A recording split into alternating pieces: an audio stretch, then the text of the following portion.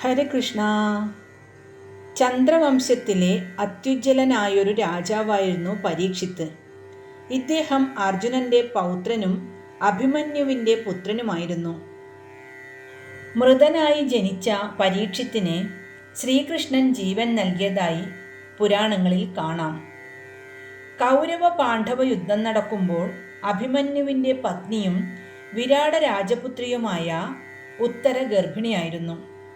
18 ദിവസം നീണ്ടുനിന്ന യുദ്ധം കൗരവരുടെ നാശത്തോടെ സമാപ്തമായി. കൗരവപക്ഷത്ത് ജീവനോടെ അവശേഷിച്ചത് അശ്വത്ഥമാവും കൃപരും സാത്വതനും മാത്രമായിരുന്നു. യുദ്ധം കെട്ടടങ്ങിയപ്പോൾ ശവങ്ങളും കബന്ധങ്ങളും ചിതറിയ ആയുധങ്ങളും ചേർന്ന് ബീഭത്സമായ കുരുക്ഷേത്രത്തിൽ അന്ന് സന്ധ്യയ്ക്ക് അശ്വത്ഥമാവും കൂട്ടരും പോയി.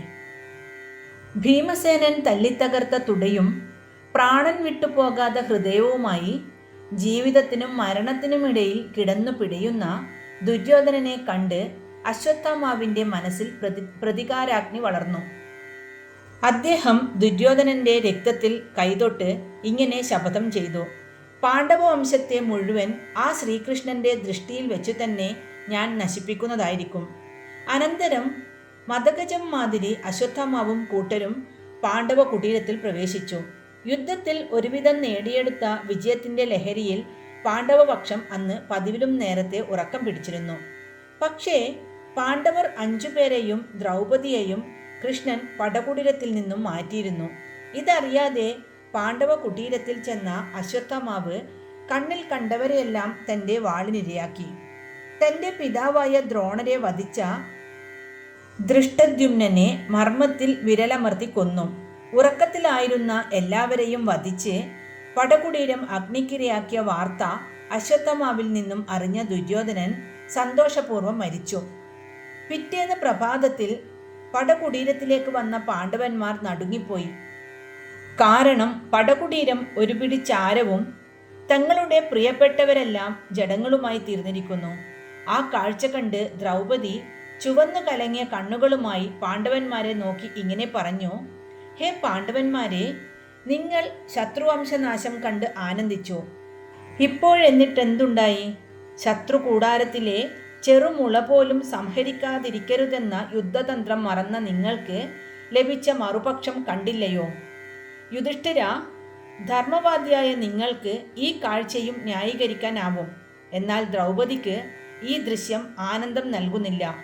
ഇവളുടെ നെഞ്ചിലെ കനലുകളെ ഊതിപ്പെരുപ്പിക്കുക മാത്രമേ ഇത് ചെയ്യുന്നുള്ളൂ.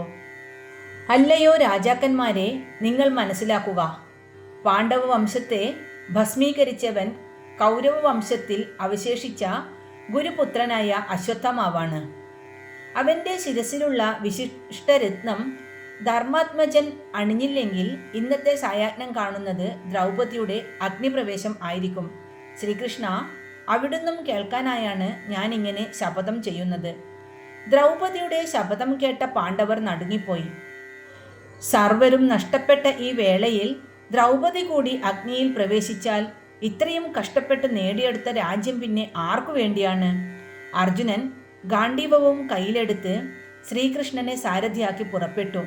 കോപാക്രാന്തനായി പാഞ്ഞുവരുന്ന അർജുനനെ കണ്ട അശ്വത്ഥമാവ് പെട്ടെന്ന് തന്നെ ഒരു പുൽനാമ്പ് പിഴുതെടുത്ത് ബ്രഹ്മമന്ത്രം ജപിച്ച് അതിനെ ബ്രഹ്മാസ്ത്രമാക്കി മാറ്റി അർജുനന് നേരെ അയച്ചു.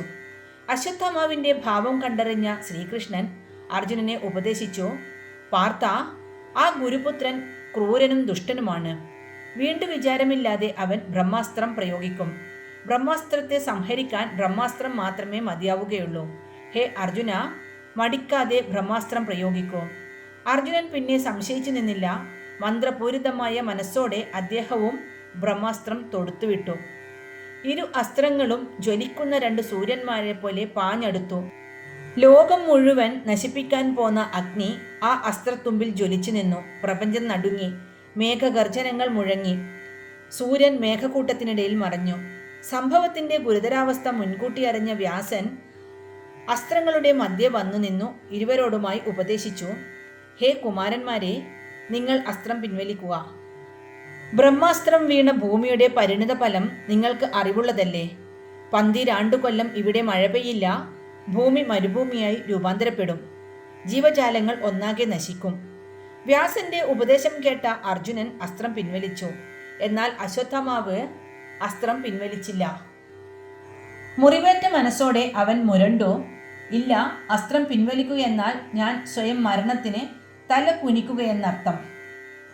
ബ്രഹ്മശിരോസ്ത്രം പ്രയോഗിക്കുന്ന ബ്രാഹ്മണൻ ബ്രഹ്മചാരിയല്ലെങ്കിൽ അവന് അസ്ത്രം പിൻവലിക്കാനാവില്ലെന്ന് ആചാര്യനും അറിവുള്ളതല്ലേ. എൻ്റേത് തീർത്തും മഹത്തായൊരു കർമ്മം തന്നെയാണ്. എൻ്റെ പ്രവൃത്തികളിൽ ഞാൻ പശ്ചാത്തപിക്കുന്നില്ല. അസ്ത്രം ഞാൻ പിൻവലിക്കില്ല, അശ്വത്ഥമാവ് ശഠിച്ചു. ഇത് കേട്ട ശ്രീകൃഷ്ണൻ കുപിതനായി. അദ്ദേഹത്തിൻ്റെ വിരലിൽ സുദർശന ചക്രത്തിൻ്റെ മായിക ശോഭ പരന്നു. സുദർശന ചക്രം അശ്വത്ഥമാവിനെ ലക്ഷ്യമാക്കി വെച്ചുകൊണ്ട് ശ്രീകൃഷ്ണൻ ആജ്ഞാപിച്ചു, ഹേ ഗുരുപുത്ര, താങ്കളുടെ ശിരസിലുള്ള വിശിഷ്ടമണി നൽകിയ ശേഷം ബ്രഹ്മാസ്ത്രത്തിൻ്റെ ലക്ഷ്യം മാറ്റുക. ഇല്ലെങ്കിൽ അമരനെന്നുള്ള താങ്കളുടെ അഹങ്കാരം പോലും ഇപ്പോൾ നിലയ്ക്കുന്നതായിരിക്കും. ഇത് കേട്ട അശ്വത്ഥമാവ് ലജ്ജിതനും കുപിതനുമായി തീർന്നു. വല്ലാത്ത മാനസിക സംഘർഷത്തിന് അടിമപ്പെട്ട് അവൻ പറഞ്ഞു, ശ്രീകൃഷ്ണ, താങ്കളുടെ അഭിമതം തന്നെ നടക്കട്ടെ. ഞാനിതാ എൻ്റെ ശിരസിലെ ചൂടാമണി നിങ്ങൾക്ക് തരുന്നു. അനന്തരം അവൻ തൻ്റെ കരവാൾ കൊണ്ട് മണി ചൂഴ്ന്നെടുത്ത് അർജുനന് സമർപ്പിച്ചു. എന്നിട്ട് വന്യമായ ഭാവത്തിൽ ശ്രീകൃഷ്ണനെ നോക്കി അവൻ മുരണ്ടു, ഹേ കൃഷ്ണ, നിന്റെ മോഹം തീർത്തും സാധിതമാകാൻ പോകുന്നില്ല. ബ്രഹ്മശിരോസ്ത്രം ഞാൻ ഉത്തരയുടെ ഗർഭത്തിൽ പതിപ്പിക്കുന്നു. അവളുടെ ഉദരത്തിലെ ശിശു നിന്റെ പ്രിയ പൗത്രൻ അവനിലൂടെ പാണ്ഡവവംശം നിലനിൽക്കുമെന്നുള്ള നിന്റെ ആഗ്രഹം തെറ്റിച്ചുകൊണ്ട് ഒരു ചാപിള്ളയായി പിറക്കും. അശ്വത്ഥമാവിൻ്റെ അസ്ത്രം ഉത്തരയുടെ ഗർഭം ലക്ഷ്യമാക്കി പായുന്നത് കണ്ട് ക്രുദ്ധനായ ഭഗവാൻ ശ്രീകൃഷ്ണൻ പറഞ്ഞു, അല്ലയോ മൂഢനായ ഗുരുപുത്ര, നിന്റെ അസ്ത്രമേറ്റ് ഉത്തരയുടെ ഉള്ളിൽ കിടക്കുന്ന ശിശു മരിക്കുമെങ്കിലും എൻ്റെ ശക്തിയുടെ ഫലമായി അവൻ ജീവിക്കും. ഹേ അശ്വത്ഥമാവേ, ശിശുഘാതകനായ നീ മഹാപാപിയായി അലഞ്ഞു തിരിയും. ഈ പാപത്തിൻ്റെ ഫലം 3000 വർഷത്തോളം ആരുമായും സമ്പർക്കമില്ലാതെയും ദേഹമാസകലം വ്രണം ബാധിച്ചും നീ അനുഭവിച്ചു തീർക്കണം. എന്നാൽ നിന്റെ ആയുധമേറ്റ് മരിക്കുന്ന പരീക്ഷിത്ത് ജീവിതം നേടും. സർവവിദ്യകളിലും പാരംഗതനാകുന്ന അവൻ ഹസ്തിനപുരം 60 സംവത്സരങ്ങൾ ഭരിക്കും. അവൻ്റെ പേരിൽ കുരുവംശം ഭാരത പ്രശസ്തി നേടും. അശ്വത്ഥമാവിൻ്റെ അസ്ത്രമേറ്റ് ഉത്തരയുടെ ഗർഭത്തിൽ വെച്ചു തന്നെ മരണമടഞ്ഞ പരീക്ഷത്തിന് ശ്രീകൃഷ്ണൻ ജീവൻ തിരിച്ചു നൽകി. അപമാനിതനായ അശ്വത്ഥമാവ് ഒന്നും പറയാതെ വനത്തിലേക്ക് പോയി. ഹരേ കൃഷ്ണ.